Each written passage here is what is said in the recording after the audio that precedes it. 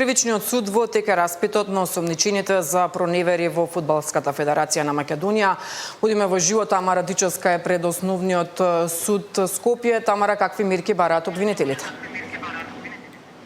Обвинителството бара 8 притвори за осомничени, како и за 4 мерки на предпазливост, додека 5 осомничени лица се недостапни за прогонот за проневера во службата и перење пари во Фудбалската федерација на Македонија. Станува збор за околу 3 милиони евра.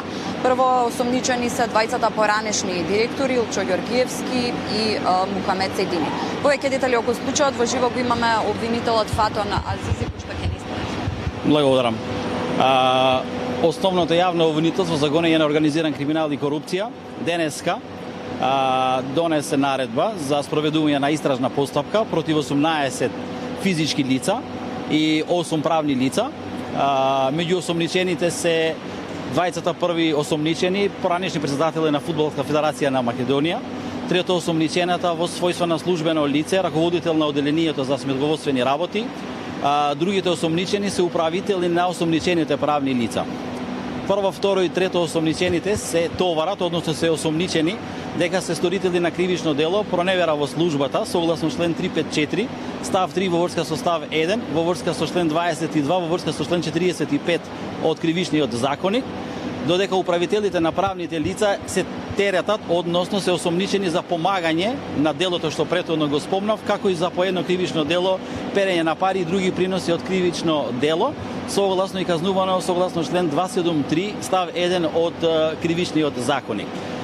Исто така и правните лица се опфатени во ова обсежна истрага за кривично дело од членот 273 став 12 во врска со став 1 од кривичниот законник.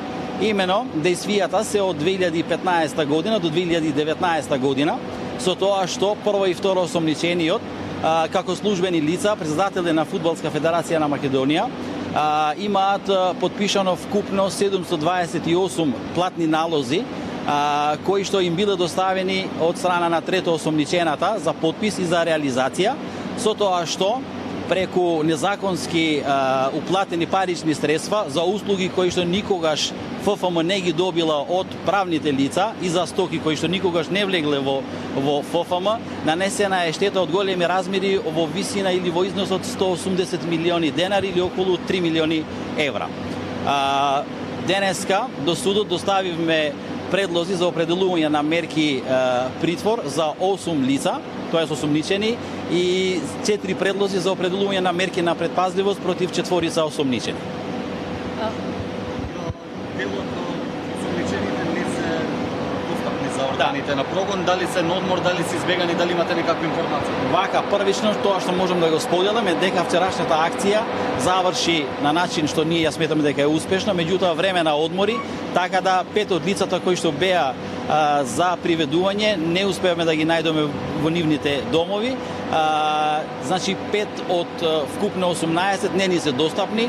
Според информациите со кои што располагаме, сметаме дека дел од нив се во блиското окружување, така да сметаме дека за брзо време би можело да се појавуваат пред органите на прогон, па да си кажуваат нивна теорија и нивен став по однос на сето ова што се води како истрага официјално денеска со одлука на јавното обвинителство.